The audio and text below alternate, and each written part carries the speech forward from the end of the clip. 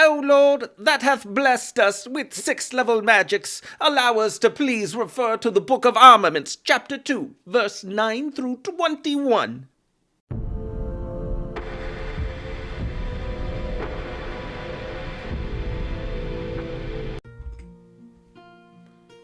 Hello there everyone, and welcome back down here to the Gamer's Den with me, your host, Jordan, your Master of Lore and Storyteller Extraordinaire, where we are about to continue with our 1st edition Pathfinder Cleric guide, today taking a look at 6th level spells, and by now, things have gotten wildly out of hand because you are a full spellcasting class, you're wearing medium armor at least, and you're not a bad hand at combat yourself, especially not with the build that we've got going here, but these magics really start to do a lot for you and your allies. Hell, honestly, they already have been, but things just really seem to spiral on exponentially from here.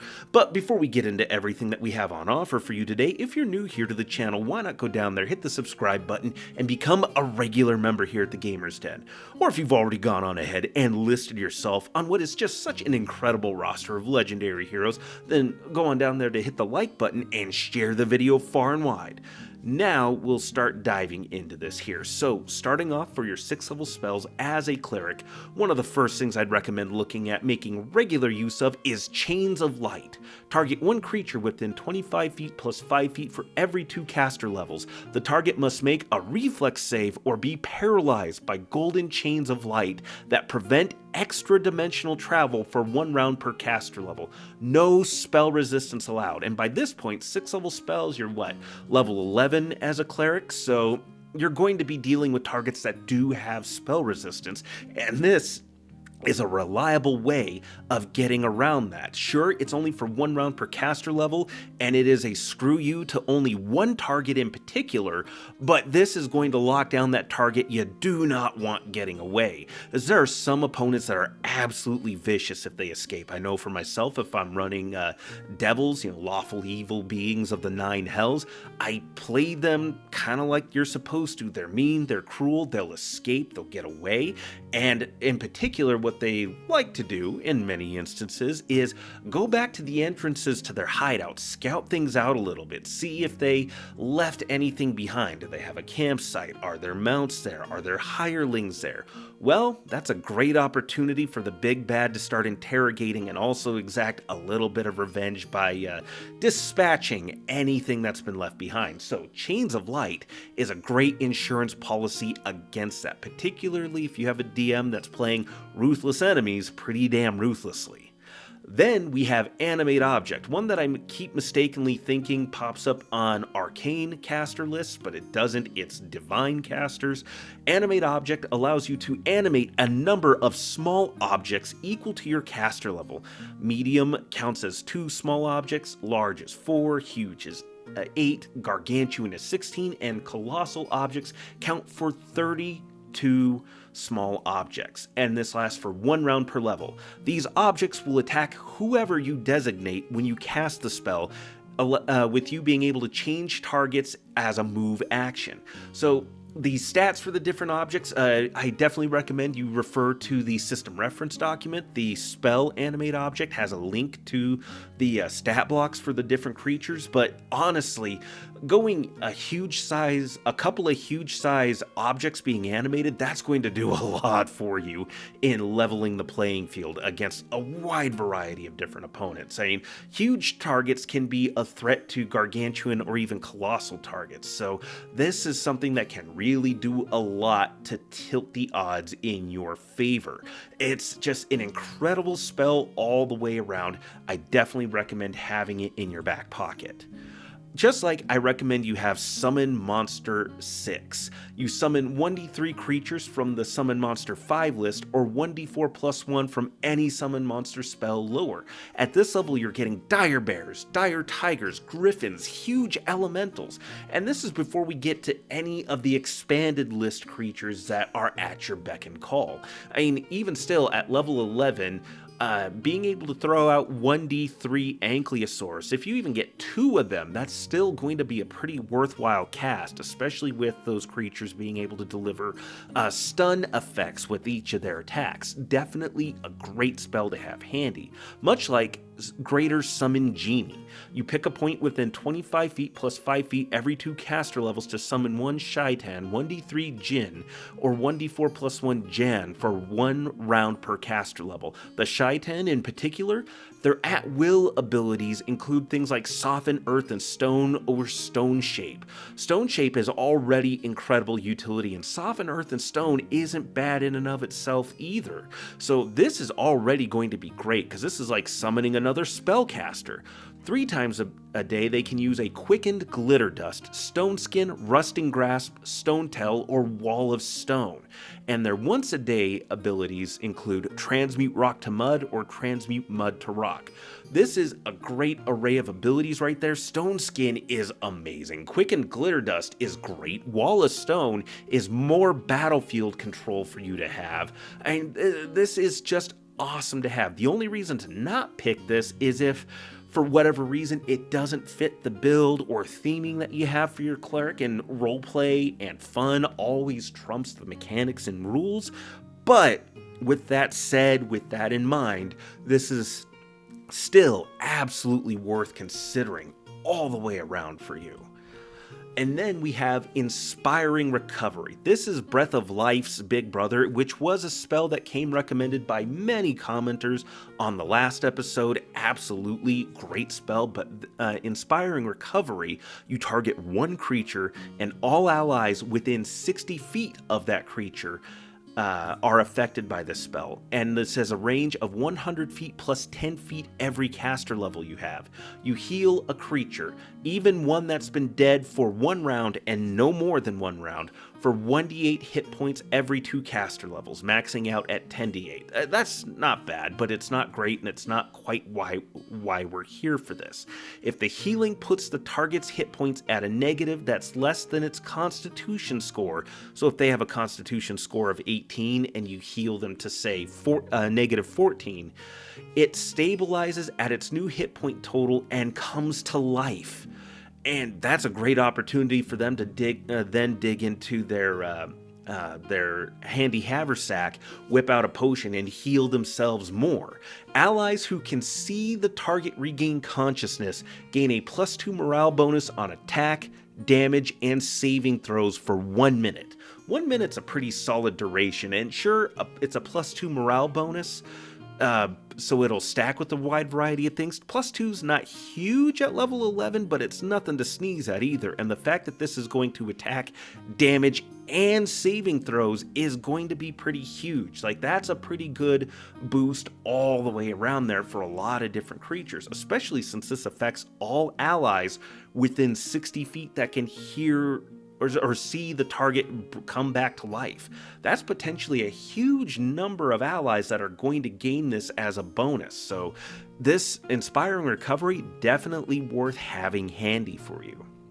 Next, that I would really recommend for this particular cleric build, especially since we're looking at being a secondary-ish melee character, is Sign of Wrath. All creatures in a 25-foot radius burst that's centered on you, the caster, take 1d6 force damage per caster level, maxing out at 15d6. So the damage isn't bad, but what makes it great is that it's force damage, so there's really not a lot of resistances that are going to apply to this, and they are subject to a bull rush attempt with a combat maneuver bonus equal to your caster level plus intelligence, wisdom, or charisma modifier. It's not restricted to just your wisdom. So if you're playing an adjustment to this build where you are leaning more into channeling, so you have a really high charisma score, well, this spell is going to retain its value and usefulness to you, even with that build. So you are going to be unaffected by this effect, and you can also select 1 creature per 4 caster levels to be ignored by this spell's effects. So again, you're level 11 at this point, so 1 more level, it's yourself and 3 other creatures that you can select to not be affected by this. So if you're a secondary fighting character and you're helping support the front line with your summons, getting in with your own strikes, particularly say if you have a reach weapon, And that way you're also still in a position, though, to keep an eye on the backline characters, maybe the bard if they're using archery, or the mage or summoner, whoever might be on the backline, whoever's the squishy that's not supposed to be getting up close and personal with any kind of targets. This is going to be great because this will let you deal damage and sweep a bunch of opponents away from those characters you're supposed to protect, and you could designate them as being unaffected by this spell. So all the way around, this is some battlefield control, this is some damage dealing, and this is also a protective measure for your more vulnerable allies. Also, definitely look at having heal handy. You touch target creature to fix ability damage, blinded, confused, dazed, dazzled, deafened, diseased, exhausted, fatigued, feeble-minded, insanity, nauseated, poisoned, sickened, stunned, and heal 10 hit points per caster level, maxing out at 150 hit points at level 15. Heal is a spell that pops up for so many different divine spellcasting classes. It's popped up a couple of times before in classes that I've talked about. It'll pop up again because it is that good. When it does this much healing and removes this many different varied debuffs and status effects that could be on characters, this makes heal an incredible spell that you absolutely have to have at least one spell slot prepared with. It's absolutely worth it, absolutely great to have. I don't remember if heal actually counts towards spontaneous spell casting. I'll have to look into that real quick. 1 second.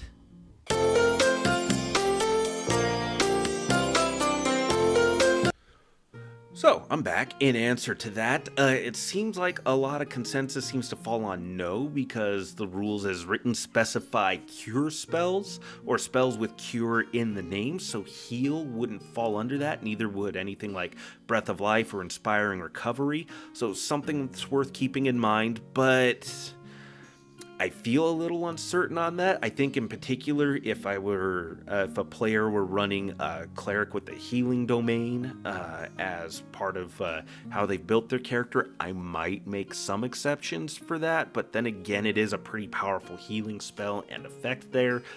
Seems like something that probably shouldn't, but I'm a little bit iffy on it. But in any case, it seems like the answer is definitively pretty set on no, but just check with your DM, see if there's any exceptions or limitations to it.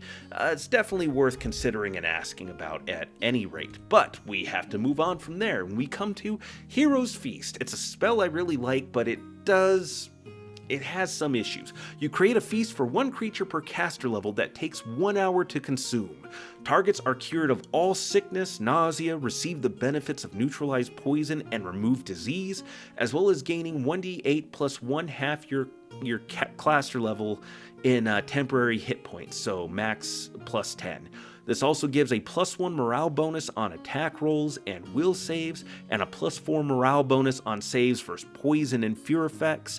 That lasts for up to 12 hours. All of these bonuses last for 12 hours, but bear in mind that if the feast is interrupted for any reason, the spell is ruined.